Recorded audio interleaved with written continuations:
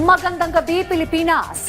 Bayan magandang balita po ang humabol sa huling araw ng buwan para sa ating mga manggagawang Pilipino dahil 85 piso na dagdag sahod ang inanunsyo ng Labor Department para sa mga manggagawa sa Metro Manila.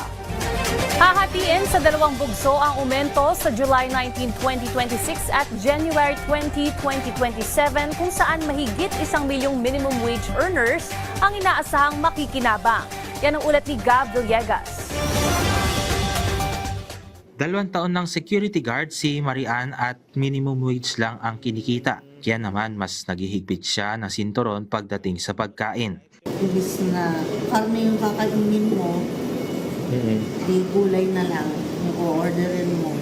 May magandang balita para sa mga tulad ni Marian na nagtatrabaho sa Metro Manila dahil magkakaroon na ng 85 pisong pagtaas sa arawang sahod ng mga manggagawa. Ayon kay Labor Secretary Francis Tolentino, magiging 780 pesos na ang magiging arawang sahod ng mga manggagawang nasa non-agriculture sector mula sa dating 695 pesos, habang ang mga manggagawang nasa agriculture, retail at manufacturing, gayon din ang mga kumpanyang mas mababa sa 15 ang empleyado, ay magiging 743 pesos na ang magiging daily minimum wage mula sa dating 658 pesos. Hahatiin sa dalawang tranche ang magiging aumento sa sahod kung saan ang unang bahagi ay 60 pesos ang magiging pagtaas simula July 19 habang ang ikalawang tranche naman ay ipapatupad simula sa January 20 na may 25 pesos na aumento. Ayon sa kalihim, tinatayang 1.1 million na mga minimum wage earners ang inaasahang makikinabang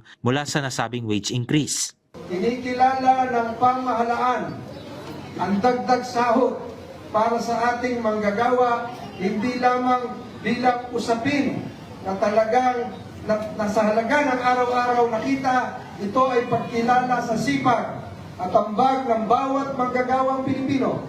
Patuloy po natin isusulong ang isang makatarungan, napapanahon at balanseng mga patakaran para sa dignidad sa trabaho. Nang matanong naman sa timing ng pagkakalabas ng wage order sa isinasagawang protesta ng mga miyembro ng Iglesia ni Cristo sa EDSA, ang tugon ng palasyo, huwag nilang bigyan ng mali siya kung ngayon in-announce. Kasi meron mga mamabatas humihiling na itaas ang sweldo. Diba? Pag ngayon binigay at itinaas ang sweldo, sasabihin nila, tina-timing. So, hindi na natin alam kung saan tayo pupunta. Gab Humilde Villegas, para sa Bayan.